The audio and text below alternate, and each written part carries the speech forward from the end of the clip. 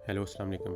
इस वीडियो में मैं आपको बताऊंगा कि एनएफएस सर्वर को कैसे सेटअप करते हैं। तो एनएफएस सर्वर किस काम के लिए आता है कि डिस्ट्रीब्यूटेड स्टोरेज के लिए, और मल्टीपल मशीन क्लाइंट्स हैं जो एक नेटवर्क के अंदर हैं, और वो एक सर्वर के साथ कनेक्ट करके डाटा को स्टोर करना चाह रही हैं एक सेंट्रलाइज लोकेशन के ऊपर या डिफरेंट लोकेशन के ऊपर।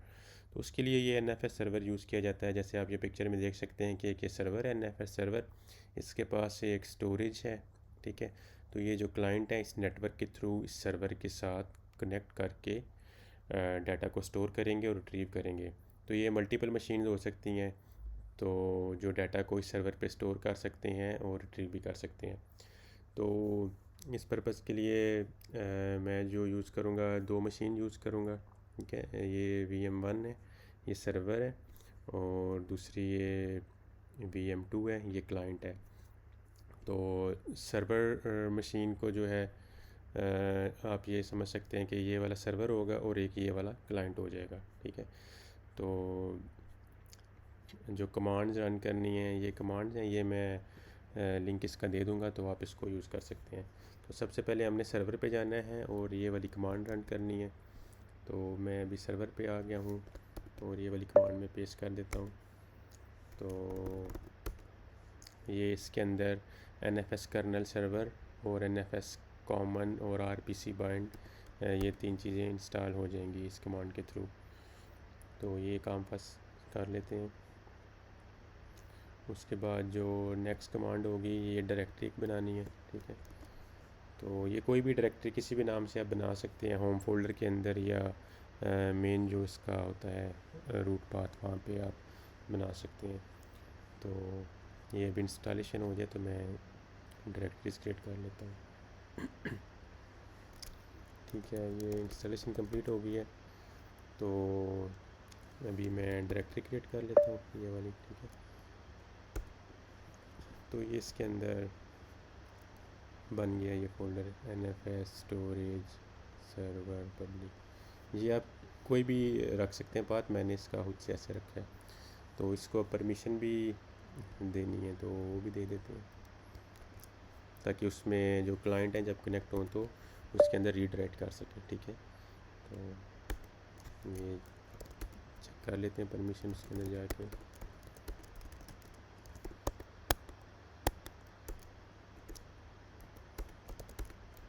ठीक है, ये इसके अंदर आप रीड राइट कर सकते हैं और इसको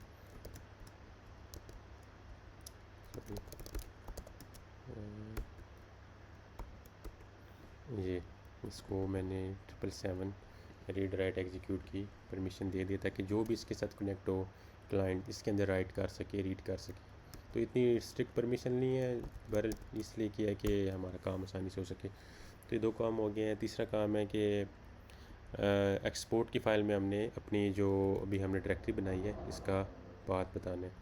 तो मैं न्यू टर्मिनल भी ओपन कर लेता हूँ। तो यहाँ पे हमने इस डायरेक्टरी का पाथ देना है जो भी हमने क्रिएट किया है। तो अगर मैं पब्लिक में जाऊँ,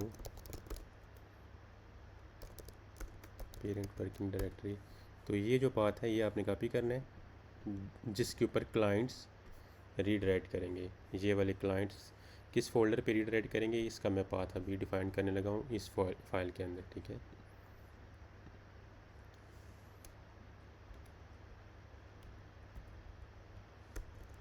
वो कह रहे हैं कि नैनो इंस्टॉल नहीं है, तो मैं नैनो यूज़ कर लेता हूँ। सॉरी, विम इंस्टॉल नहीं है तो मैं नैनो यूज़ कर लेता हूँ। तो यहाँ पे आके मैंने ये वाला फ़ोल्डर का पाथ दे दिया जो मैंने अभी बनाया, आपको यहाँ से भी दिखा देता हूँ। NFS स्टोरेज सर्वर पब्लिक, इस फोल्डर के अंदर ये जब क्लाइंट्स कनेक्ट होंगे तो इसके अंदर राइट करेंगे, रीड करेंगे, फाइल्स क्रिएट करेंगे। तो ये जो पाथ है मैंने इस फाइल के अंदर दे दिया, तो इसको मैं सेव कर लेता हूँ। ये हो गया। नेक्स्ट स्टेप क्या है? नेक्स्ट स्टेप ये करना है कि हमने एक्सपोर्ट फाइल के अंदर हमने उसका पाथ दे दिया, लेकिन हमने पाथ के साथ अभी ये भी डिफ़ाइन करना था कि उसकी पॉलिसी क्या है, रीड राइट सिंक नो सब रीड चेक। तो ये मैंने नहीं किया, तो उसको मुझे दोबारा ओपन करना पड़ेगा। चलिए उसको मैं कर लेता हूँ दोबारा से। ये तो कर लिया था। इसके साथ हमने आगे पॉलिसी भी डिफ़ाइन करनी थी, जैसे ये ऊपर भी आ रहा है लिखा हुआ, ठीक है। तो ये आप इसमें 3-4 तरह से आप ये डिफ़ाइन कर सकते हैं पॉलिसीज़ जो हैं, रीड राइट सिंक। आप देख रहे हैं कि यहाँ पे कुछ नहीं लिखा हुआ, यहाँ पे स्टार लिखा हुआ है जिसका मतलब है वाइल्ड कार्ड, और यहाँ पे एक आईपी एड्रेस दिया हुआ है। इसका मतलब ये है कि इस सर्वर के साथ सिर्फ ये आईपी कनेक्ट कर सकता है, ठीक है। और इसका मतलब ये है कि इस सर्वर के साथ जो एनएफएस सर्वर है, स्टोरेज के लिए कोई भी क्लाइंट कनेक्ट कर सकता है। इसको वाइल्ड कार्ड ऑप्शन कहते हैं। अगर आप आईपी ना भी डिफ़ाइन करें तो इन दोनों का मतलब सेम ही है। तो असल में ये करना था, तो बहरहाल मैं इसको कॉपी कर लेता हूँ। तो मैं यहाँ पे आके इसको पेस्ट कर देता हूँ, ठीक है। तो अब मैंने क्या काम किया है कि मैंने एक पार्ट डिफ़ाइन किया है, फ़ोल्डर बता दिया है, ठीक है। जैसे ये ऊपर फ़ोल्डर आ गया पब्लिक वाला, और इसके अंदर मैंने बताया है कि इस पॉलिसी के साथ कोई भी क्लाइंट जब इससे कनेक्ट करे तो इस पॉलिसी को फॉलो करके उसको रीड राइट कर सकता है और फाइल को रिट्रीव कर सकता है। तो रीड राइट सिंक नो सेप्ट रीचेक, तो ये मुख्तलिफ़ ऑप्शन हैं। और भी ऑप्शन हैं जैसे ऊपर आ रहा होगा। तो ये आप नेट पे इसकी डिटेल देख सकते हैं कि रीड राइट का क्या मतलब है, सिंक का क्या मतलब है, नो सेप्ट रीचेक का क्या मतलब है। तो इसकी डिटेल्स आप गूगल कर सकते हैं। तो इसको मैं क्लोज़ कर देता हूँ, सेव कर देता हूँ। तो यहाँ तक अभी हमने कंप्लीट कर लिया है। अभी हमने फायरवॉल को अलाउ करना है कि वो हमारे एनएफएस सर्वर के ऊपर ट्रैफिक वगैरह आने दे। तो ये UWF अलाउ एनएफएस, तो ये भी मैं सर्वर मशीन पे ही हूँ। तो मैं इस ये रूल्स अपडेट कर देता हूँ, ठीक है। उसके बाद एक दफ़ा मशीन को बूट करने, तो मशीन रीबूट कर लें तो ये भी रीस्टार्ट हो जाएगा सर्वर। उसके बाद नेक्स्ट स्टेप क्या होगा, हमने माउंट चेक करना है क्या वो फ़ाइल जो थी या जो हमारा फ़ोल्डर था ये जो पब्लिक वाला, क्या वो माउंट हो गया है। जो इस कमांड से हम कर लेंगे, शो माउंट ई, ठीक है। तो इसको लॉगिन होने दें। तो जब ये सारे काम हो जाएंगे, ये वाले सारे काम, तो उसके बाद जो नेक्स्ट स्टेप होगा, क्लाइंट मशीन के ऊपर जाके हमने ये कॉन्फ़िगरेशन करनी है, ठीक है। तो फिर हम उससे कनेक्ट करके चेक करेंगे। तो फ़िलहाल देखते हैं अभी।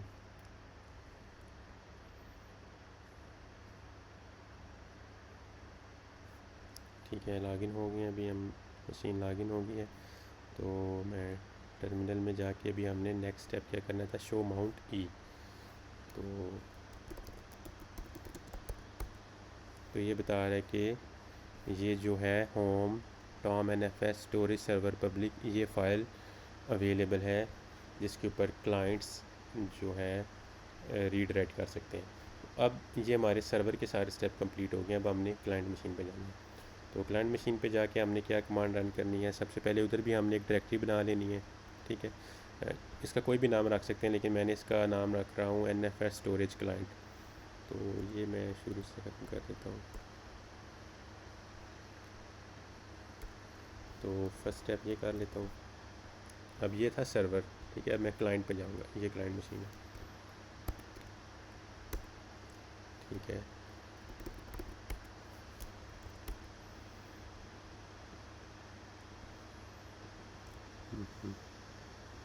ओके, मैंने इसके साथ पी ऑप्शन यूज़ नहीं किया, डैश पी।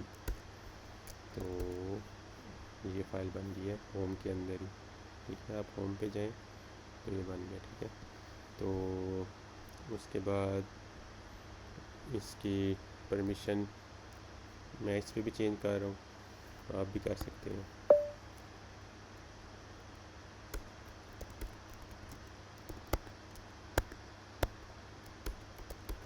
ठीक हो गया। तो ये इसके ऊपर मैंने 777 अप्लाई कर दिया, रीड राइट एग्जीक्यूट। ये जो भी करना चाहे कर सकता है। तो ये आप देख सकते हैं यहाँ पर भी ठीक हो गया। ये होम में डायरेक्टरी एनएफएस की। तो अब नेक्स्ट स्टेप क्या करना है, हमने इस पर ये इंस्टॉल करना है आरपीसी बाइंड एनएफएस कॉमन। ये दो मॉड्यूल इंस्टॉल कर लेते हैं। ये क्लाइंट के ऊपर आके करना है, ये आपने ध्यान रखना है।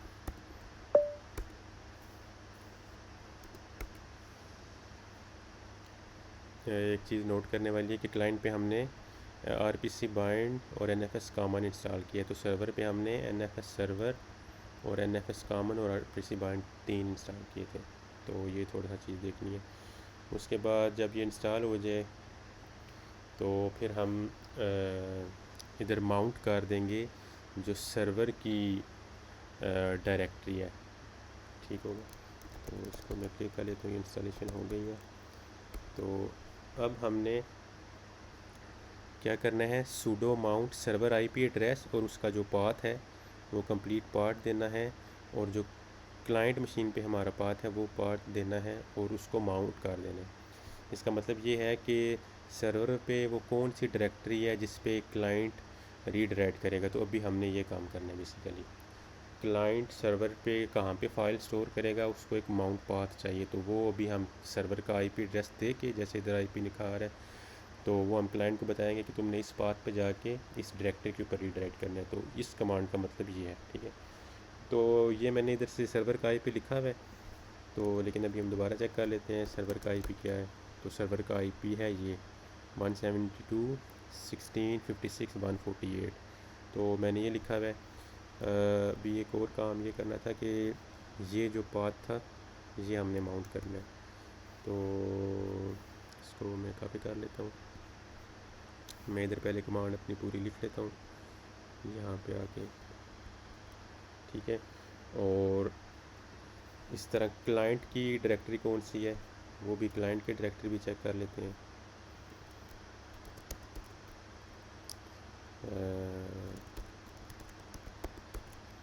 इसका कंप्लीट पाथ क्या है, ये कंप्लीट पाथ है, तो इसको मैं कॉपी करता हूँ, पेस्ट करता हूँ, ठीक हो गया। और अब मैं इस पूरी कमांड को कॉपी कर लेता हूँ, और ये मैंने कमांड कहाँ पे रन करनी है, रन ऑन क्लाइंट, क्लाइंट पे रन करनी है, ठीक है। तो यहाँ पे मैंने आके इसको पेस्ट करना है। तो इस कमांड का क्या मतलब होगा कि क्लाइंट मशीन जो है वो सर्वर की किस डायरेक्टरी पर जाके लिखेगी। तो मैंने इसको एंटर कर देता हूँ। अब मैंने एंटर कर दिया है, तो इसने इसको माउंट कर लिया है सर्वर की डायरेक्टरी को, जहाँ पे हम रीड राइट कर सकते हैं। तो अब नेक्स्ट मशीन सॉरी नेक्स्ट अभी हम क्या कर सकते हैं, अब ये माउंट तो हो गया, ठीक है। तो अब मैं कोई फ़ाइल क्रिएट करूँगा जो मुझे सर्वर पे नज़र आनी चाहिए। तो मैं इस डायरेक्टरी को भी ओपन कर लेता हूँ, इधर से भी देखने की कोशिश कर लूँगा और ls करके भी देख लूँगा। तो ये है सर्वर, ठीक है। तो मैं अपने क्लाइंट पे आता हूँ, तो मैं कोई फ़ाइल बना लेता हूँ।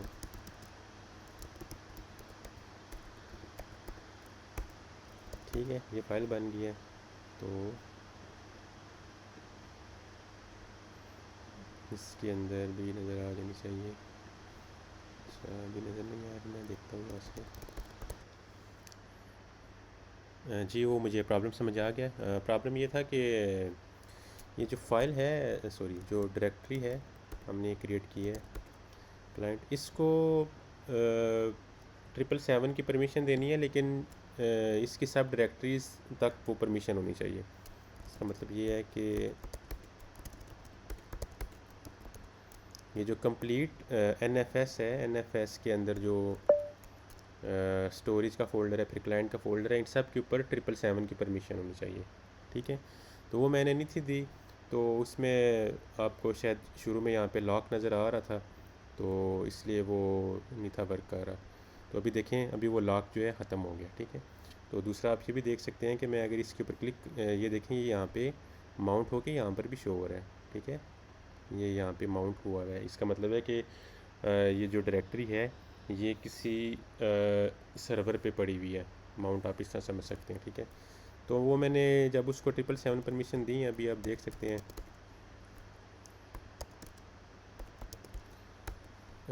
इसको NFS को, ये जो मेरा फ़ोल्डर है, तो इसको मैंने रीड राइट एग्जीक्यूट की परमिशन दे दी है।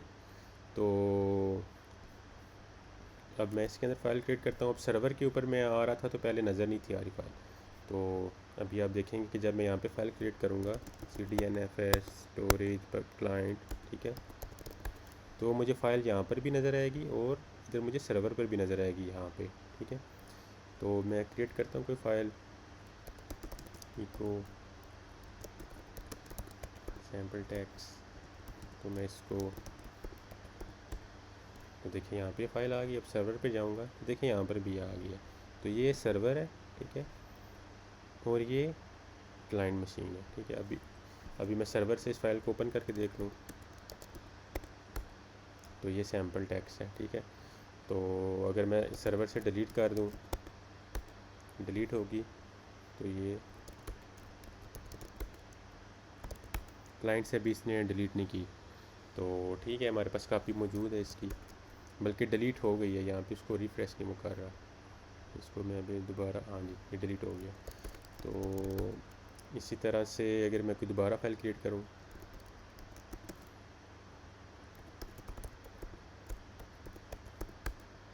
तो देखिए ये फ़ाइल इधर आ गई है, यहाँ से भी आप देख सकते हैं, और यहाँ पे आप क्लिक करके NFS स्टोरेज क्लाइंट, ये माई फाइल, ये दोबारा से आप देख सकते हैं, ठीक है।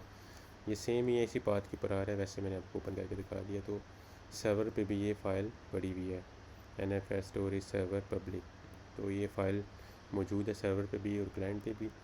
तो अगर मैं क्लाइंट से इसको रिमूव कर दूँ, ये रिमूव होगी, सर्वर पे जाएँ तो वो रिमूव होगी। अगर मैं सर्वर पे कोई फ़ाइल क्रिएट करता हूँ,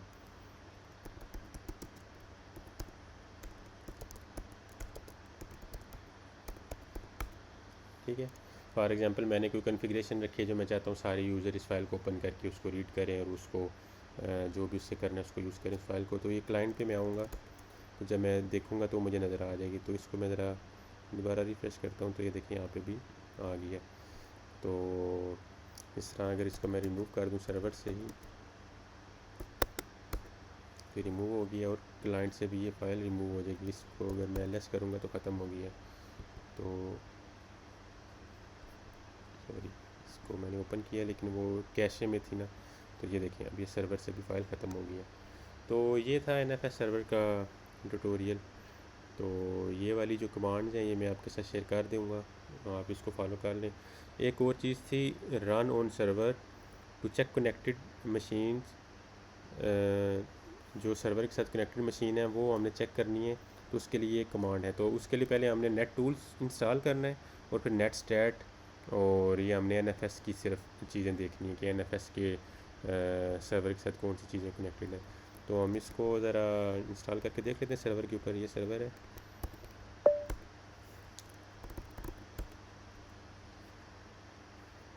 ये नेट टूल्स का पैकेज है, ये मैं इंस्टॉल कर रहा हूँ। इसकी मदद से मुझे पता चलेगा कि कौन सी मशीन सर्वर के साथ कनेक्टेड है।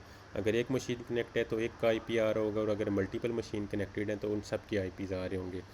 तो ये मैं भी आपको करके दिखाता हूँ, ठीक है। ये हो गया इंस्टॉल। तो ये कमांड है नेट स्टैट। वैसे नेट स्टैट रन करें तो ये बहुत सारी चीज़ें दिखा देगा, लेकिन हमने सिर्फ NFS देखना है, ठीक है। तो